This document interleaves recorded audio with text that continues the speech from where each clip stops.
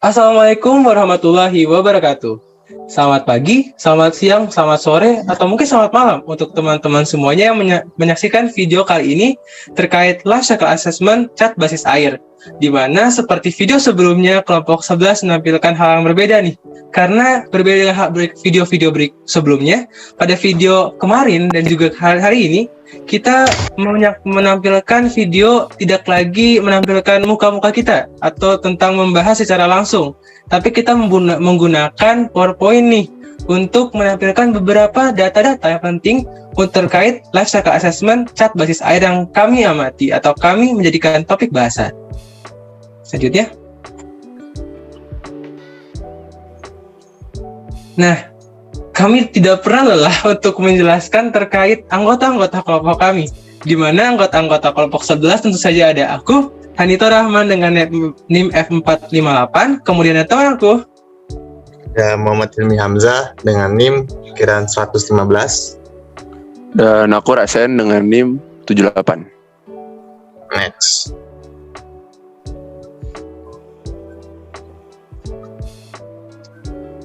Nah, sebelum kita mulai PPT-nya, kita pantun dulu kali ya biar lucu. Nah, buah mangga di petik kata, mangga mantap itu punya pari. Ayo bersama jaga lingkungan kita agar tetap aman dan asri. Nah, Cakep. Nah, boleh di next nih. Langsung aja kita masuk materi ya. Nah, materi yang ketiga ini analisis dampak ya judulnya. Nah, analisis dampak ini bakal membahas dari yang kita pelajari kan nih cat basis air ya. Analisis dampak lingkungan itu gimana sih? Nah, boleh next. Nah, yang pertama nih analisis dampak tentang dari dua. Tadi kan kemarin video sebelumnya ini kan kita udah ngebahas tentang dua jenis cat yang kita pakai ya. Yaitu yang pertama master color test dan yang kedua itu Acrylox. Nah, di grafik ini tuh dibagi jadi tiga, yaitu yang A1 tuh tentang material bahannya sendiri, lalu yang A2 tuh tentang tahapan transport dari bahan-bahan material ini, dan juga yang ketiga tuh A3 tuh tentang proses pengolahan. Nah, kalau kalian bingung ini singkatan-singkatan ini artinya apa, yang pertama tuh ada ADPF, yaitu Abiotic Depletion Potential for Fossil Resource. Yang kedua itu ada ADPE, Abiotic Depletion Potential for Non-Fossil Resource. Lalu ada AP, yaitu Acidification Potential. Lalu ada EP, yaitu Eutrophication Potential. Lalu ada GWP, itu Global Warming Potential. Lalu ada ODP, itu Ozone Depletion Potential. Lalu ada POCP, itu Photochemical Ozone Creation Potential. Nah, yang tiga terakhir ini ada PNRT, yaitu Total Use of Non-Renewable Primary Energy Resource. Lalu pada PRT, yaitu Total Use of Renewable Primary Energy Resource. Yang terakhir itu ada FW, yaitu Use of Net Fresh Water. Boleh next.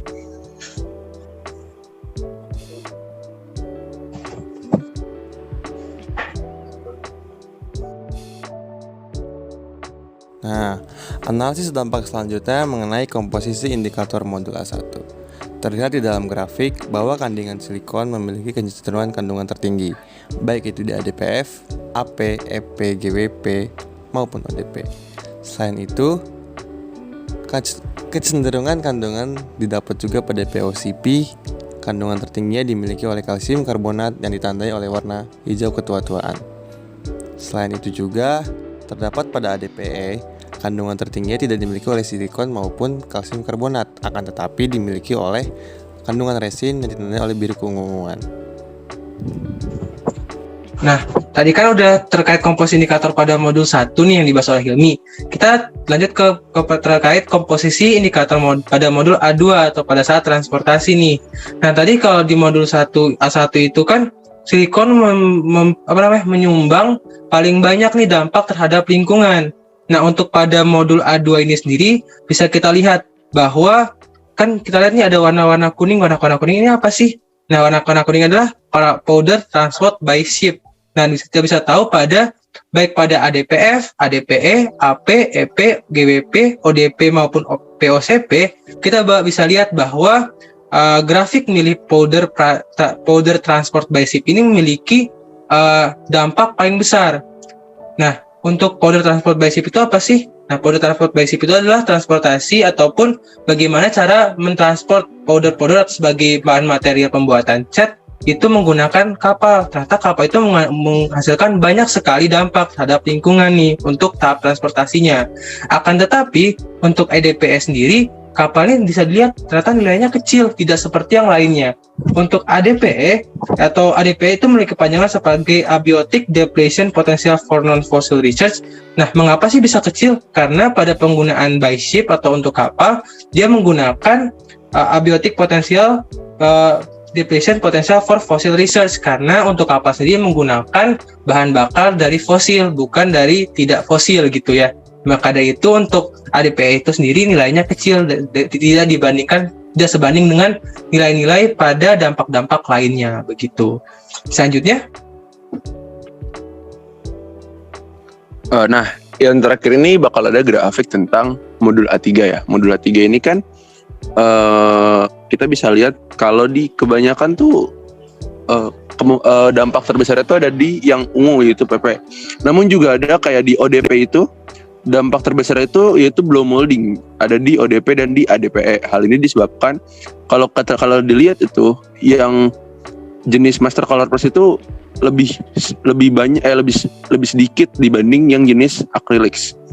Nah, dari hal ini kita bisa melihat bahwa dampak-dampak dari masing-masing indikator yang di bawah itu tergantung dari apa yang dikerjakan juga. Jadi misalnya kalau di ADPF itu PP-nya tuh sangat besar. Dulu juga bisa lihat di POCP juga kayak gitu. Namun juga bisa lihat di ODP dan di ADPE blow moldingnya lebih besar, dan misalnya di kayak di AP itu seimbang antara blow molding dan PP.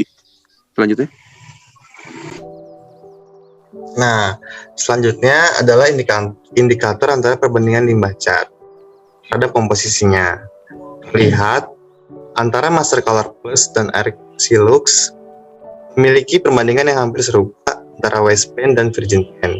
Waste paint sendiri ini dilihat oleh warna merahnya, sedangkan virgin paint dilihat dari warna birunya. Baik antara ADPE, ADPE, POCP, EP, AP, ODP, dan GWP, terlihat bahwa perbandingan antara waste paint dan virgin paint di Master Color Plus dan Archilux memiliki komposisi yang hampir serupa. Selanjutnya. nah tadi kan udah sempat dibahas nih terkait dampak-dampaknya. Nah, terkait dampak-dampak yang diberikan tersebut, kita kayak udah nyampe di bagian terakhir dari tahapan LCA untuk cat basis air ini yang kami amati atau kami jadikan topik pembahasan. Nah, untuk bagian interpretasinya ini, kami mendapati bahwa kedua cat ini ternyata memiliki dampak lingkungan yang cukup besar, baik itu pada cat pertama itu Master Color Plus ataupun cat kedua yaitu Acrylux. Meskipun begitu, kita dapat melihat baik pada analisis inventory hingga ke dampak lingkungan, kita melihat bahwa untuk cat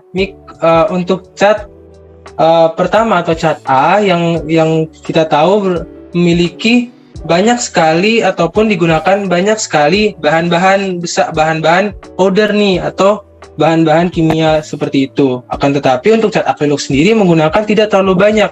Meskipun begitu, ternyata pada penggunaan energinya untuk cat Acrylux dan cat Master Color Plus ini memiliki jumlah energi yang digunakan berbeda. Maka dari itu, seperti yang kita bisa lihat pada analisis inventory sebelumnya, pada cat Master Color Plus menggunakan energi hingga mencapai 1,4, sedangkan pada Acrylux itu lebih besar lagi, yaitu pada 8,09, sehingga dapat dikatakan bahwa cat Acrylux ini menggunakan energi yang sangat besar. Akan tetapi pada analisis dampak, kita bisa melihat bahwa Master Color Plus ini walaupun menggunakan energi yang kecil, ternyata menghasilkan dampak yang cukup besar. Berbeda dengan Acrylux, walaupun menggunakan energi yang cukup besar, tapi menghasilkan dampak yang tidak terlalu besar atau sedikit bisa dikatakan terhadap lingkungan, baik modul A, modul A1, A2 maupun A3, yaitu pada saat bahan material, pada saat transport hingga produksinya. Maka dari itu dapat disimpulkan bahwa baik Master Color Plus maupun Acrylux ini memiliki dampak ataupun kelebihan, baik itu kelebihan ataupun kekurangan yang sebanding gitu. Karena pada Master Color Plus itu menghasilkan dampak yang cukup besar bagi lingkungan, baik dapat dikatakan sebagai dampak negatif, sedangkan Acrylux ini menghasilkan dampak yang sedikit, akan tetapi menggunakan energi yang sangat-sangat besar daripada Master Color Plus. Oleh karena itu, dapat kami simpulkan bahwa kedua jenis cat ini memiliki kelebihan dan kelemahannya sendiri. Nah, sepertinya itu akhir dari LCA kami pada saat ini. Semoga dengan LCA ini kita bisa tahu nih bahwa produksi cat itu baik untuk menghasilkan cat yang memiliki sedikit dampak terhadap lingkungan ternyata memerlukan energi yang cukup besar. Baik itu dari energi, penggunaan bahan lainnya. Akan tetapi, untuk penggunaan bahan energi yang sedikit, ternyata menghasilkan dampak yang besar. Maka dari itu, setiap hal pasti memiliki dampaknya terhadap hal-hal lainnya. Dan mungkin itu saja dari kelompok 11 untuk membahas terkait LCA tentang cat basis air. Dan terima kasih banyak telah menonton video kami mulai dari video pertama hingga video kali ini. Semoga dengan penjelasan-penjelasan kami dari semua video tersebut dapat memberikan gambaran kepada teman-teman yang menyaksikan video ini terkait apa sih itu LCA dan bagaimana sih cara kita melakukan LCA pada suatu bahan atau suatu material. Dan itu saja dari saya, Nito Rahman, dan teman saya, Hilmi Hamzah, Dan Rasen. Nah, kami mengucapkan banyak-banyak terima kasih dan sampai jumpa mungkin di video-video selanjutnya ya. Dan tetap semangat untuk belajar dan merawat lingkungan. Jangan lupa kami dalam video-video ini dan sampai jumpa di kemudian hari. Goodbye and wassalamualaikum warahmatullahi wabarakatuh.